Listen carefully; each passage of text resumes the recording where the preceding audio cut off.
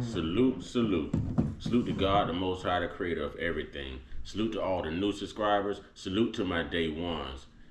Yo, I appreciate everybody as they come in, for wiping their feet all over my welcome mat and hitting that like button, hitting that subscribe button. Y'all roll over to my sister, my spiritual sister, J Stars on YouTube. Subscribe to her page. Let her put that spiritual, biblical smackdown on you. You know what I'm saying? We tag teaming the internet right now. This is a group effort. We are tag teaming. All right. Right now, y'all, I gotta get into this. I need to shorten my intro. I had to shorten it, but two salutes to the God, the Most High.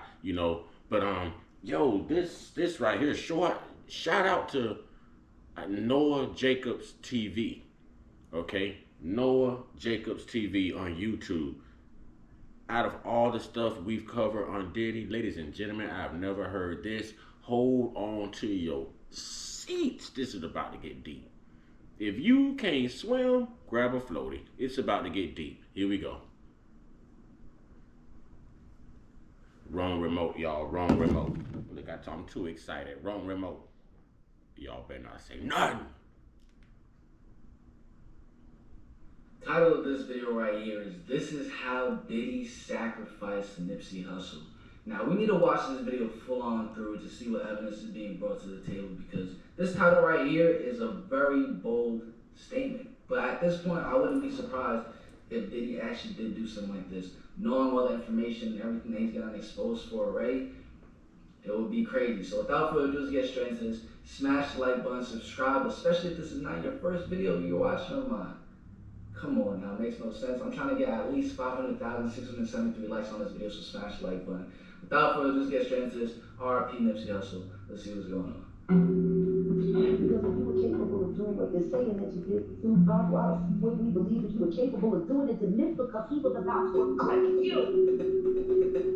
It's years. I went to a seminar about that. Okay, oh my God. Okay, that was the voice of Jaguar Wright. This looks to be Lauren London speaking with Angie Martinez, if I'm not mistaken. All right, let's go. I know, yeah. We shared. Why am I friend? Why were you there? And what did you learn? I learned that knowing. Yeah, I just finished up a late night session. I want to just invite everybody to be a part of a glorious weekend. Now, this is Diddy and Nipsey Hussle together. And Diddy's talking about how they've been spending the weekend working hard, finishing up this album. So this is proof that he had hands on Nipsey Hussle's, what was it, the Victory or something like that, the Victory Lap, one of those albums. Let's go. It's official. My brother's putting out the album Victory Lap. Yeah, Victory Lap. Here in LA. Yeah, love is back. Man, if y'all thought we had uncovered all the bodies in Diddy's closet, well, then I got some piping hot tea for you. You see, for years. No, ain't no popping hot tea. No. I do my own thing around here, man. Ain't no hot tea. We ain't sipping hot tea, man.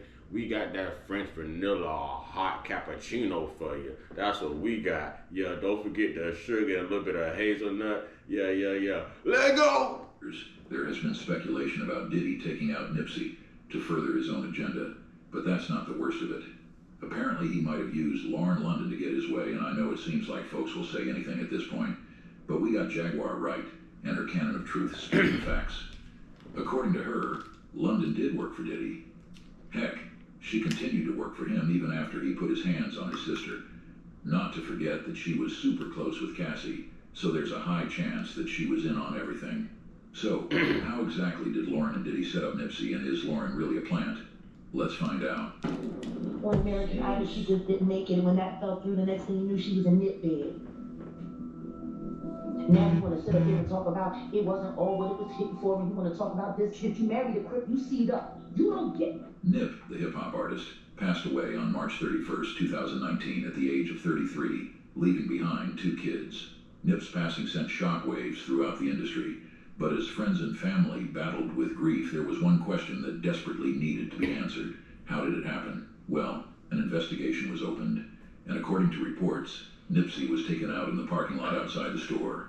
A marathon. It wasn't a random act of violence. The man who pulled the trigger was none other than Eric R. Holder. According to investigators, he planned the murking beforehand. But how do they know that? Well, Holder shot Nipsey 10 times, and he made sure to kick the rapper in the head before fleeing.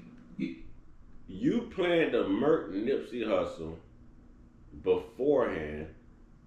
You shot Nipsey 10 times, which means he had already given up his ghost. I don't see anyone surviving 10. Now, 50 survived 9. I don't see nobody surviving 10. Okay, I'm sorry. I don't see it. 9 is the record. Shout out to 50. You know what I'm saying? And rest in peace to Nipsey Hussle. But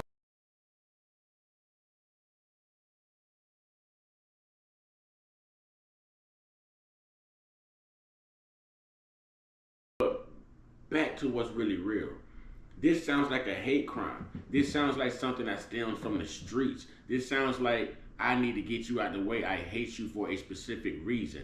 I don't know. Allegedly, that's what it sounds like to me. How do you shoot a man 10 times, then kick him in the head after he's dead? Man, that is some severe hate right there, man.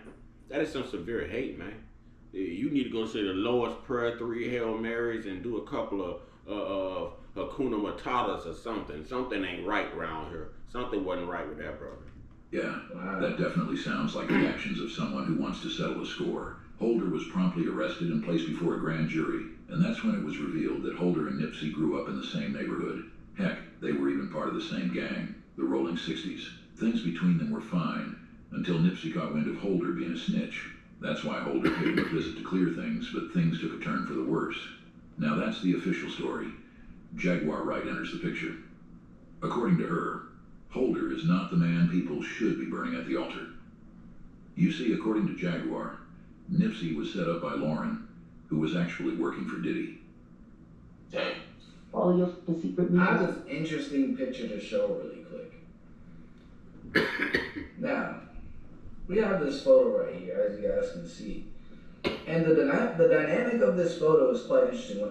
I will drop this link in the description box. I'm not going to be able to play this whole video. I have listened to this whole thing twice now. It is a bombshell. It is definitely something that you want to spend 25 minutes and 38 seconds watching. Trust me. You don't want to miss a second, because what they're showing, the pictures and everything, it puts everything in perspective. The picture he's referring to right now happens to be Lauren London on the left, okay? P. Diddy in the middle, looks like he had his arm around London's waist, Lauren London's waist. And Nipsey Hussle looks like his hands are folded to the side almost, to the right. Now, what's crazy about this, and he's gonna say it, is that at the time they took this picture, Lauren London was dating Nipsey Hussle. Why would P. Diddy be in the middle? Unless they're going by height. Unless they're going by height. To kind of organize the photograph a little bit. That is the only thing I can give them. But here we go. When I looked at it, I'm like, yo, why is Diddy holding London like that's his girl? Now, that could just be Diddy being Diddy, showing his power to Nipsey Hussle. And Nipsey does not look happy about that. Look at his body language in this picture. He does not look happy. He does not look happy about that. Puff is literally looking like, man, I could take your girl and you right here. And Nipsey is posing in the picture like he's holding his poise or whatever. But you can tell from the look on his face, his body language, his hands, Nipsey's not feeling this. Let's go. But looking at it, like even Lauren London accepting this type of photo, or like this dynamic of a photo, even Nipsey being fine with this type of photo, it's quite interesting, to be honest to you. When at the end of the day, during this time, Lauren London was Nipsey's girl. It's real interesting. With Diddy and Yofkin knew that they put Lauren on him. See, I know Lauren London. Lauren London used to sing backgrounds for me back in the day. You didn't know that, did you? Hell no, I didn't know that. Lauren London used to be one of my background singers. She fell in love with my keyboard player. His name is Omar Edwards. Omar went on to play for Jay-Z after me, after leaving my band. Omar Edwards got Lauren London on to American Idol, which put her in position to meet Nipsey, and then she dumped Omar, who loved her madly, for Nipsey out of nowhere.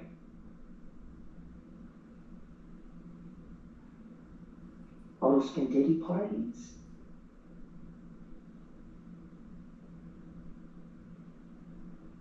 the support that Snoop has for Honeycomb.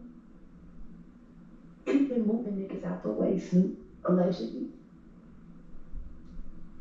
But you stuck when you doing that. Y'all stuck when you doing that. Moved him out of the way because he was about to give Dr. Sadie to the world all over again, just like Lisa left our Lopez tried to do damn near 30 years ago. Y'all niggas ain't slick. So if we believe Jaguar's words, London got with Nipsey after leaving a relationship, and she didn't do it for love. She did it on Diddy's orders, who wanted her in that position because he wanted to keep a tight leash on Nipsey. Jaguar Wright also name-dropped Dr. Sebi. Hey, wasn't Diddy executive producer of Nipsey album? Exactly. And wanted him to stay away from Dr. Sabi's work. It was a blind corporation that bailed his murderer out of jail. And why is that important? Well, according to reports, Nipsey was working on a documentary about Bowman's trial, aka Dr. C. Now, Nipsey also name-dropped the natural healer in his track Blue Laces 2 from the 2018 album Victory Lap. He rapped, "They killed Dr. C, he was teaching health." But after Nipsey's passing, the documentary never saw the light of day. Nick Cannon promised to carry on the good work, but we've never seen him deliver on that promise. But let's table that conversation for another time. Let's talk about Diddy and Nipsey ending up in the same orbit. How did that happen? So Diddy ended up working with Nipsey on his last album, Victory Lap. Apparently, Nip went up to him asking to be mentored and stuff, and Diddy, being the good guy that he is, promptly agreed. With the late great Nip, long live Nip, it's like, yo man, I want you like mentor me, you know what I'm saying? Like, Nip had no ego. So you know what I'm saying? Like Nip came to me and said, I want you to mentor me, you know, I want to get into real estate, I want you to teach me all your, you know what I mean, like your business secrets, you know what I'm saying? I was like, man, if you got questions, pull up. And then on his last album, people do not know this. Somebody tried to jerk me, but I fixed it. I actually am one of the executive producers of Nipsey Hussle's last album, Victory Lap. So a lot of people don't know this. We got them to change it in Wikipedia. He said, people tried to jerk me, but I fixed it. He wanted everyone to know that he had a hand in that label, in producing that album. He was not being recognized. He was not being recognized. Ladies and gentlemen, allegedly that could be a motive right there of why he was saying Lauren London at Nipsey Hussle. You asked me to mentor you, okay? I added a whole flute sound in one of your songs. After your album was already complete, P. Diddy added one little flute sound. And now you're co-executive on the album. Someone tried to jerk you, but you fixed it. He's talking in code right now. I'm gonna run that back. Let's run that back. Listen to what he's saying. The real estate, I want you to teach me all your, you know what I mean, like your business secrets, you know what I'm saying? I was like, man, if you got...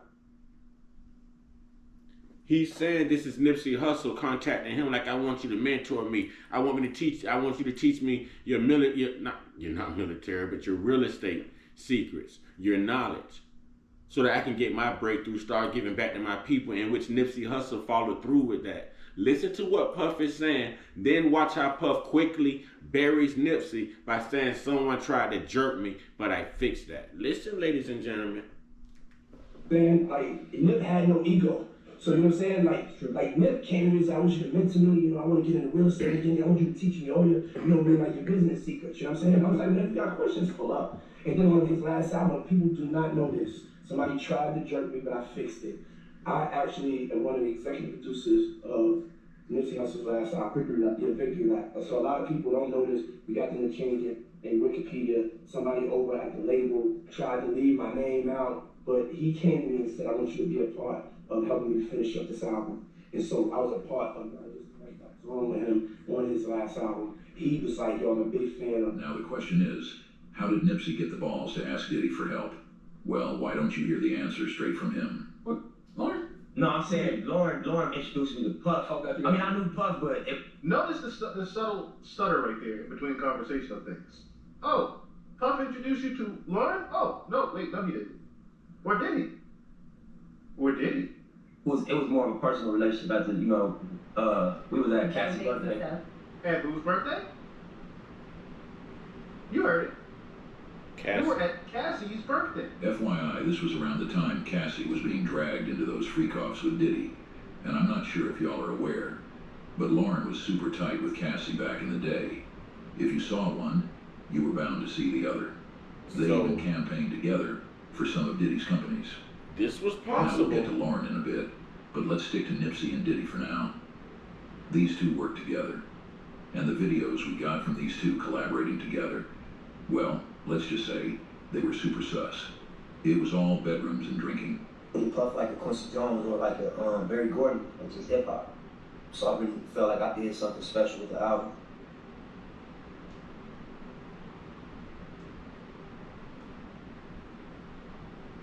He listened to every record. He gave me his input on what could make the record that he did come in town. All the way classic and just reach that full. Notice how all of those shots were from Diddy's house and not the studio. Right. And I'm sure y'all remember how Lil Rod's living situation with Diddy while working on his album worked out for him. And then there's the fact that Nipsey gave the album to Diddy practically ready to be released. T-Puff is credited a lot on the album. Talk to me just about how that relationship came to be and manifested. Yeah, well first, I co-produced that last record, so Crazy. okay. So, you know, I got... So another check. Yeah, That part. Yeah. But yeah, you know, Puff, I brought the album to Puff when it was pretty much done. Just got his feedback, played it top to bottom, just wanted to see what he thought. He was like, it's room on these records to continue to produce. He like... You heard it. That album was already done. Listen to this, y'all. Listen to this. Listen to this. This is Nipsey Hussle. He said the album was already done. He just wanted Puff to listen to it from top to bottom. And Puff told him there's still room to produce on it. Listen, y'all. Crazy. Okay. So, you know, I got... So another check. That part. Yeah. But yeah, you know, Puff, I brought the album to Puff when it was pretty much done. Just got his feedback, played it top to bottom, just wanted to see what he thought. He was like, it's room on these records to continue to produce. He like... You heard it. That album was already done. It was already complete and finished. Literally. One of the only things that got added to that album was the damn flute on Youngins. And that's crazy. That is crazy. That is super crazy. That is super crazy. And you just heard P. Diddy kind of go off on a baby rant about someone tried to jerk him, but he got it changed in Wikipedia. And now you hear Nipsey saying, well, it was pretty much already done. I just wanted Puff to listen to it from top to bottom and tell me what he thought about it. Puff responded, there's still room to produce on this album. And all he did was add a flute sound to the track on there called Young N-Words. I don't want to, Young N-Words. All right, let's get back into this. Let's get back in. This is crazy. This is a bombshell, man. Of all the Diddy news that has come out, in the past 6, 7, maybe 8 months, it has not been, man, we're talking about Nipsey. We're talking about the icon. We're talking about someone who actually gave back. If y'all listen to Nipsey's music, man, listen to the message Nipsey had in his music, man. We ain't talking about a modern day gangster rapper. We ain't talking about hopping at the suicide with the Uzi.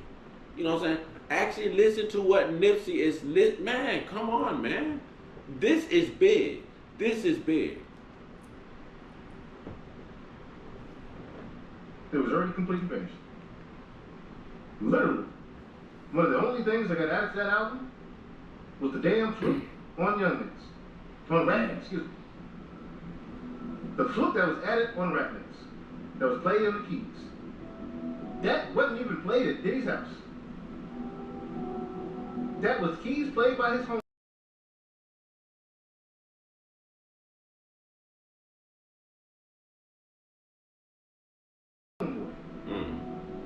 Yet for some reason, Diddy kept it in production for a long time, delaying the release of the album. Why would he do that? Well, according to some people, it's because Diddy wanted to slap his label's name on the record. He could have just wrapped it up with one Yeah, 100%. Like when you get a mentor, a mentor is going to tell you certain things, but you have to watch what they do because they won't always give you all the information. You have to see what they actually do just being around them. Content of character, ladies and gentlemen. Content of character. That's why I drive that home. MLK Jr. got that right. He nailed it. Content of character, ladies and gentlemen. Let's go. The main thing that you would take if you wanted to be mentored by Diddy is like, okay, what did he just do with me? I came over here with an album that I wanted some feedback or information about it. He added a couple things to it, slapped his label on it, co-executive producer of it. Now he's getting an entire chunk of all of my album for all the streams forever. That's the mentorship that Diddy most likely. He hijacked this man's already completed record. Understand that Diddy was already a beast in the game. You see what I'm saying? Bad Boys was falling, but Diddy had his time. He had his artists. You see what I'm saying? He was on top at one point. He was on top. From Mace to Shine to Biggie Smalls to Craig Mack. He was on top. He had these artists, y'all. He had his time. All right. So at this time, Diddy had to have been falling. He had to have been falling. You strong arm this man already completed album because he confided in you to mentor him. So not only did you fight to be co-executive producer, you fought to get a nice chunk of change off of his work that he only wanted you to listen to. You added a flute, and now you're in Wikipedia as being a co-producer, and you're upset because someone left your name, your credentials off the album. Ladies and gentlemen, this is a bombshell. This is a bombshell. I'm not going to be able to play the whole thing. I'll let it go for a little bit more. There's even a part in here towards the end of this where they come straight out and say, if you want to erase somebody or take care of it, get them off the map because you don't like them, you send a female at them. You send a female to set them up, flush them out, so someone like Eric Holder can get a hold of him. Everyone told him that, he just did it. Song, but instead, he took control over the entire album. Some folks think he did it because Bad Boy wasn't doing too hot at the time, and Diddy believed Nipsey could have changed things around for him. Now let's talk about Jaguar name-dropping Lauren as one of Diddy's workers. Lauren, upon considering how Cassie and Lauren were always tied at the hip, has led a lot of fans to think that Lauren was working for Diddy after all. Heck, some folks even think she was in on the freak-offs as well. I mean, you're telling me she was that close with Cassie, but never knew about what was going on behind closed doors? Yeah, that's a stretch. One person commented, "They already say Puff got half a dozen confirmed bodies. Don't let me put on my tinfoil cap and find out he has a connection to Nip too." I just thought LL was the it girl at the time because of the ATL movie. Now it makes sense she was part of the freak-offs. Let's be real. She hadn't worked much, was never anyone's Angela Bassett, and LA is crazy expensive, so income had to come from somewhere. Like another fan mentioned, several people get around Puff and then become super spiritual or religious to the point that it's part of their brand. Mace, Lonnie, Craig Mack, Shine, Pam from Total. But here's where things take a turn for the worse.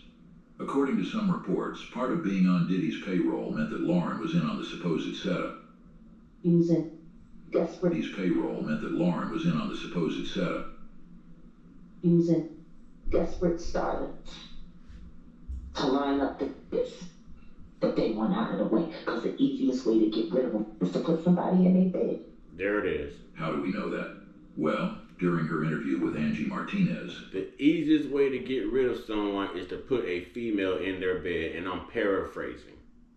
The easiest way in the industry to get rid of another brother is they put a female in their bed to set them up, flush them out, infiltrate him. The women, they go get the Eves. Let's go. I can't get too much more of this, but I'm going to try to fit at least another minute. London revealed that she attended a seminar on death back in the day to prepare herself for a loss. The question is, why was she preparing herself? I mean, sure, every one of us has got to deal with something like this sooner or later, but when Angie asked London that question, she laughed nervously before giving her an answer. In my previous years, I went to a seminar about death. Okay, you have to talk. Oh my God, I know, yeah. Share, please share. Why? I'm a friend. Why were you there? And what did you learn? I learned that no one really dies, and that, you know, it's just an experience in the physical form. And we're attached to our personalities, but that we're just souls, and that we continue and continue and continue. And if you have a spiritual relationship with someone on earth, you will have one with them when you leave earth. So I did this like 2-day seminar on death. So this was how long ago? I had to be like 25. What sent you there? Do you find that weird though? I'm weird. No, it's not weird that you would go. It's almost like you were preparing yourself for what you would have. Well, I told you I didn't have such a connection to Earth at a young age. I know, but you don't find that as like you were preparing yourself for what you were gonna have to deal with. That we're all gonna have to deal with. That's true. Well, all right. Ladies and gentlemen, right there, her response was for what we all are gonna have to deal with. That indeed could mean the loss of Nipsey Hussle. I'm gonna drop this link in the description box. This is a bombshell. Again, shout out to Noah Jacobs TV, you know, for doing such great work and dropping this, because I have not saw this. Ladies and gentlemen, you know, y'all stay, you know, get your one-on-one. Get your one-on-one. Get your one-on-one with your higher power. There's only one God. There's only one salvation. There's only one Savior, one chance at life. One, you know, we've got to get this thing right. Y'all stay prayed up, stay blessed up, stay meditated up, stay protected, stay real, stay woke, stay uncut, be inspired, be great, be you, be smarter than Diddy. This is big. Link will be in the description box. Put your thoughts in the comment box. Let me know what you think. Oh man, this is huge, y'all. This is huge. Ashe.